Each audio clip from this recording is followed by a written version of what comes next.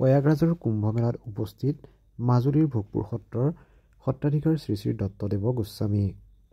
উত্তৰ কমলাবাৰী সত্ৰৰ ভকত বৈষ্ণৱসকল উপস্থিত হৈ তাত যি ভাগৱত পাঠ আৰু ব্যাখ্যা অনুষ্ঠান চলি আছিল, সেই অনুষ্ঠানত অংশগ্ৰহণ কৰে সত্ৰাধিকাৰ দত্তদেৱ গোস্বামীয়ে।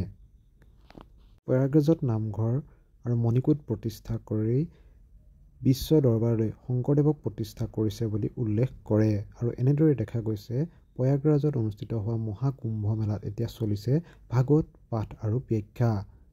কিছু দৃশ্য তাৰ চাওঁ আহক।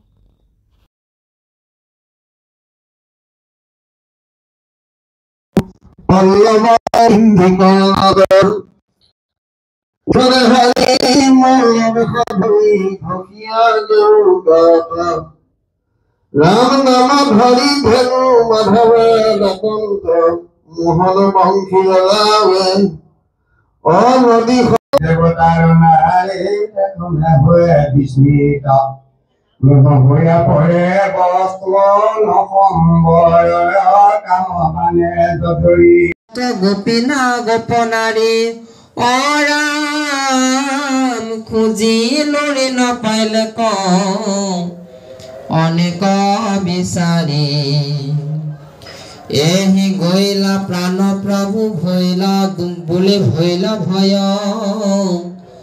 आपनार आपुनि गोपीर गरिहर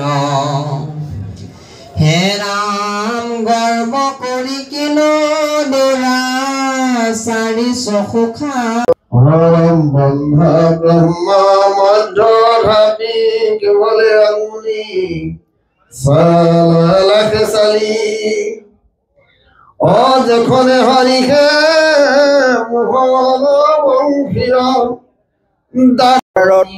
মহাকুম্ভ মেলাত আমাৰ এই ভাগৱত চৰ্চাৰ যোগেদি নামঘৰ প্ৰতিষ্ঠা কৰি বিশেষকৈ মাজুলীৰ উত্তৰ কমলাবাৰী আৰু বিভিন্ন সত্ৰৰ উদ্যোগত আজি যি পৰিৱেশ হৈছে, সঁচাই আমি মাজুলীবাসীৰ হৈ অসমবাসীলৈ আন্তৰিক শুভেচ্ছা জনাইছোঁ। আৰু এনেদৰে মহাপুৰুষ শ্ৰীমন্ত শংকৰদেৱক মহাকুম্ভ মেলাত 144 বছৰ পাছত যি আমাৰ কুম্ভ মেলা হৈছে, এই শংকৰদেৱক বিশ্ব দৰবাৰ প্ৰতিষ্ঠা কৰাটো সঁচাকৈ এটা ঐতিহাসিক পথ বুলি আমি মনতে ভাবোঁ। জ্ঞানবান মানে ডক্টৰ ডিগ্ৰী ল'বলৈ কোৱা নাই, যে আধ্যাত্মিকতা আজি যি আধ্যাত্মিক পৰিৱেশ হৈছে, ইয়াত যিসকল আহিব পাৰিছে বহু পুণ্যৰ ফল পাইছে। গতিকে সেইসকলক আমি লগ পাই বা সেইসকলৰ দৰ্শন পাই আমি কৃতাৰ্থ হৈছোঁ। গতিকে অদূৰ ভৱিষ্যতলৈও আমি লোকসকলক এনেদৰে মহাকুম্ভ মেলালৈ আমি নিমন্ত্ৰণ জনালোঁ।